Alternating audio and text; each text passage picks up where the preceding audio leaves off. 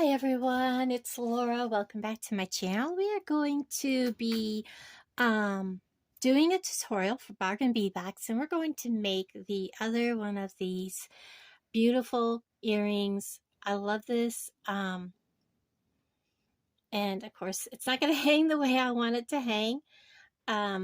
It is this beautiful, I'm trying to get my phone to focus, rose from the February bargain bead box.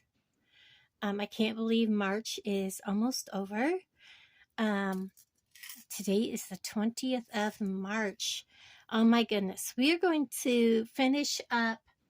What did I do with the rest of the set? I have already made the necklace and the bracelet. And today we're going to make the earrings to go with the set. Now I am using from my Beebeecraft, which that information will also be below. These 18 karat gold plated ear wires from Beebeecraft. We're going to use the Coriana chain and everything else that came from Bargain Bead Box. Plus, we're going to use a rose from Bargain Bead Box. And the rest of the findings, well, these little spacer beads are also from Bargain Bead Box, but the rest of the findings are from my stash. So we're going to get into this. This was kind of, I just had a vision. I wanted this rose to kind of dangle in front. I wanted it to be the focal. I wanted the chain to kind of hang behind it, but it had to have some weight to it. So that's why we have the extra little beads in behind it. And in order to keep the chain staying the way I wanted it, we had to have a way to keep the jump ring from sliding around. So it was a process. A lot of thought went into this pair of earrings.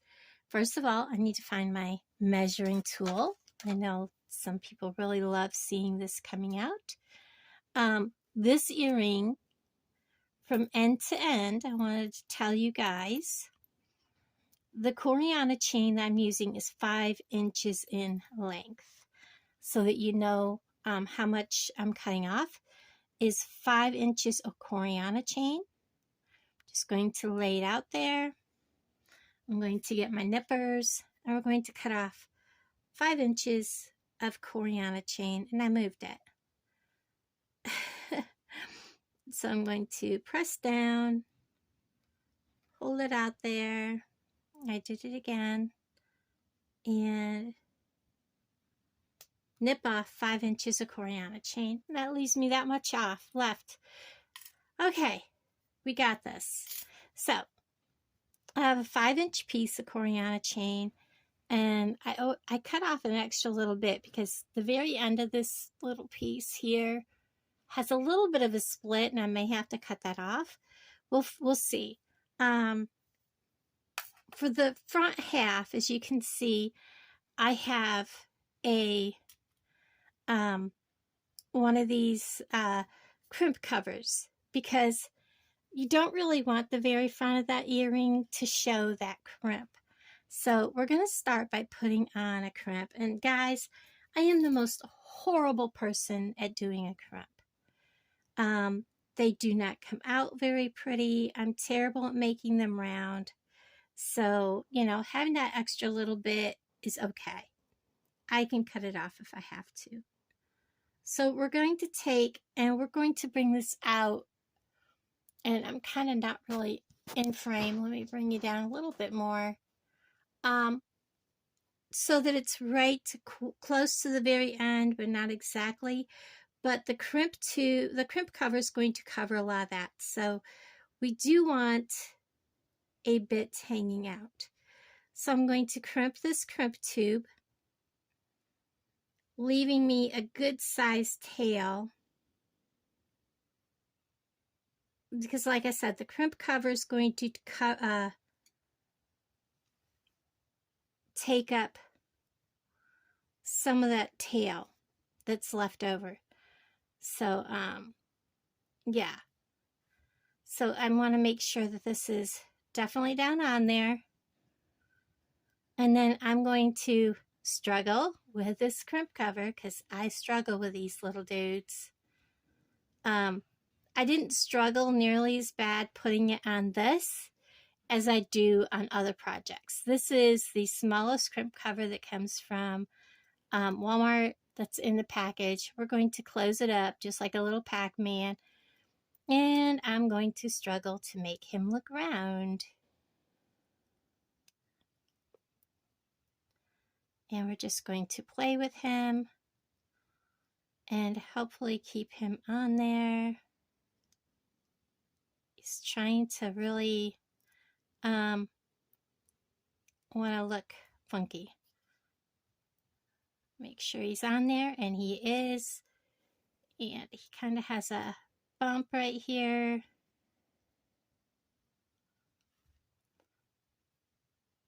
And he's smooth, so we're going to leave him alone. I don't want to mess with him. We're going to take our rose, and this rose is on here so that the bump of the rose is down. So I want to make sure this rose goes on the same way.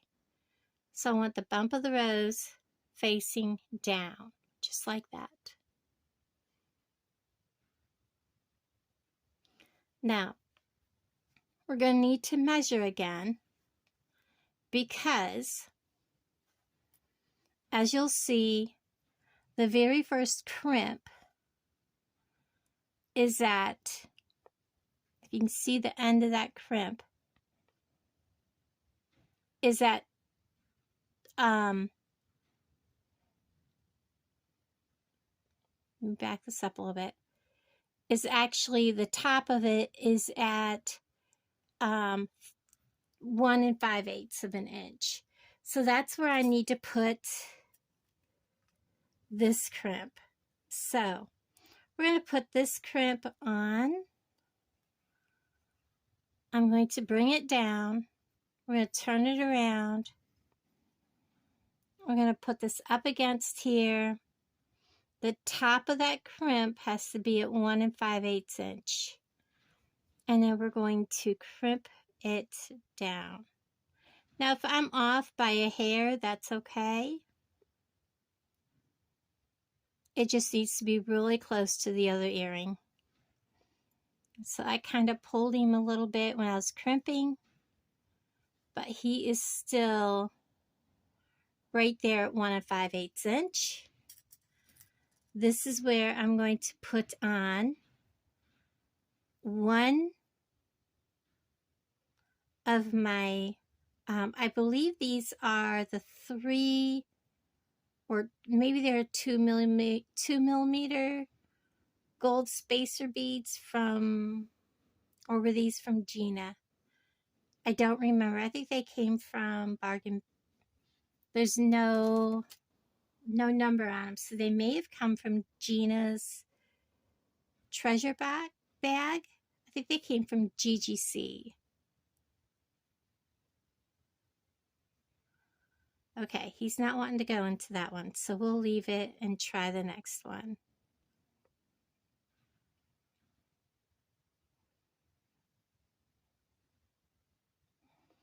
We're going to get him on. They go on actually quite easily, so I may have to just trim that little bit off.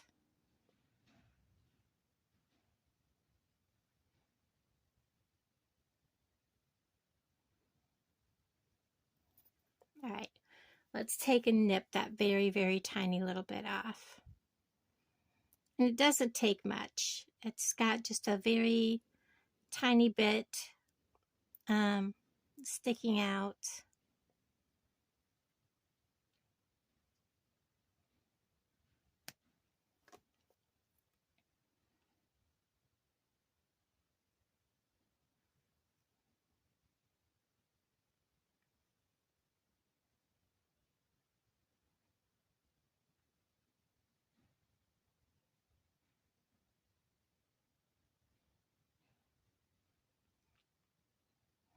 There.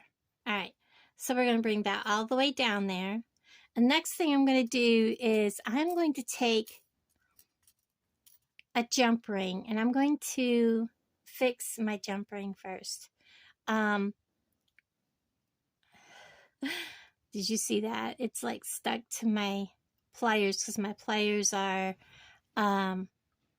magnetized. We're going to put our jump ring on. Do I really want to? Yes, because I'll tell you what, guys.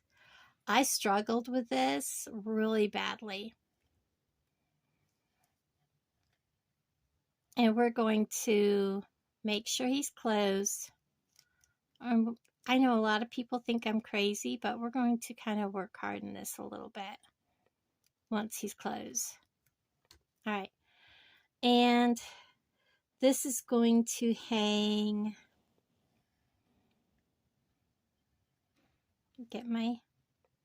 He's not closed.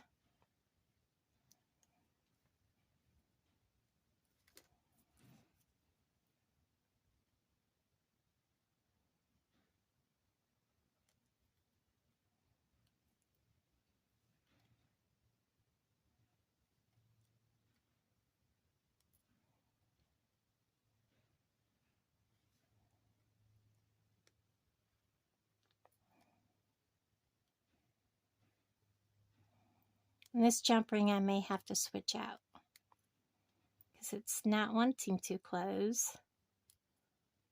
There we go. We got it. So this jump ring, it's going to hang like this. This is going to go through this way. So this is the way I want to put this through, just like so. And then lay this down. We're going to put one more of these beads on.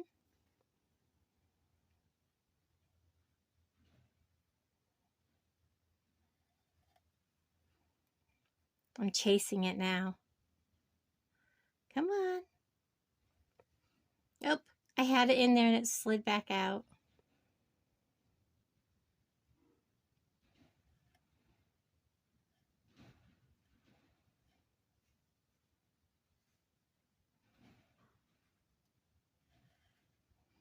It's like the spacer bead is like got something in the other end of it. There it goes. And then I'm going to double check how this is hanging. Perfect. All right. And then we are going to put on another crimp tube.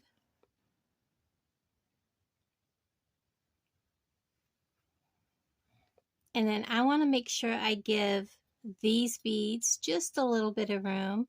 So this crimp tube, I'm not going to crimp real tight to that spacer bead, but very close. So I'm just going to come in here. I am off screen. Oh my gosh, guys. This entire time I was off screen and I am so sorry.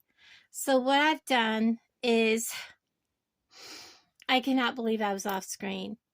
So what I've done is I have added my jump ring to my ear wire. I've strung my ear wire on so that when you pick this up, this is going to be correct. I laid it back down so that it's laying the way it's supposed to be. I have added a second spacer bead, and now I've added my crimp tube. I've shoved this all the way up to the front crimp tube. I'm putting my crimp tube that I've just added all the way up, almost but not quite touching the spacer bead because I do want that movement. I have the same movement in my other one. I can look and see how much movement that has and make sure that this one has about the same. I'm going to reach down, crimp that shut. I want to pick it up and physically crimp it. And you'll see when I pick it up, you can see how this kind of like hangs really heavy. I don't want that. So we have to add the weight to the back of this so it hangs evenly. Now I'm going to turn it over because we're going to add these 2 beads to the end. So we're going to pick up 2 more of the spacer beads. We're going to, I'm not used to working zoomed in, guys, but this is so dainty that I have to. So we're adding 2 more spacer beads to the other side, which will be the back side of the earring. Just threading. If I can get that bead to stay put. They are wanting to definitely roll around. There we go. I moved it a little bit so I could aim into the hole, and it moved more than just a little bit. I don't want to have my fingers in the way, but guys, seriously.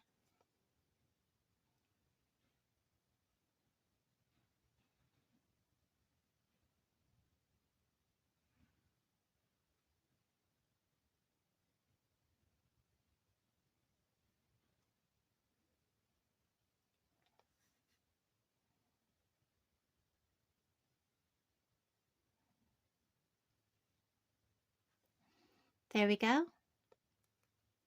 So now I have my other 2 spacer beads on.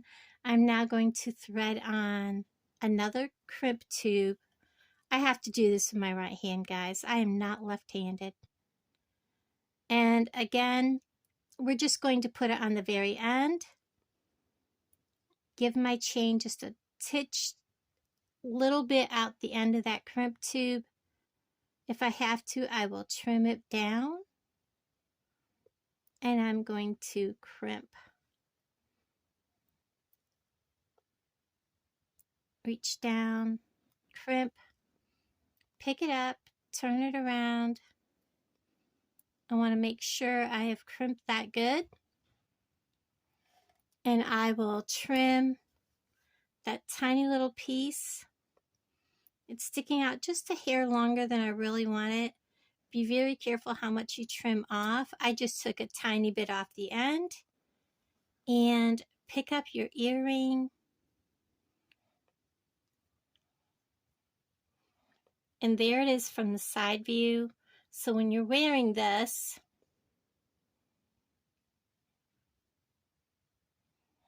my jump ring is kind of turned the wrong way. There we go. So when you're wearing these earrings, this is how they would look. So you would have it in your ear, and they would look like this. Trying to get it so it lays correctly, so that the rose is actually towards the front. Try to think of the best way to lay these so that you could see how they actually would be in your ear.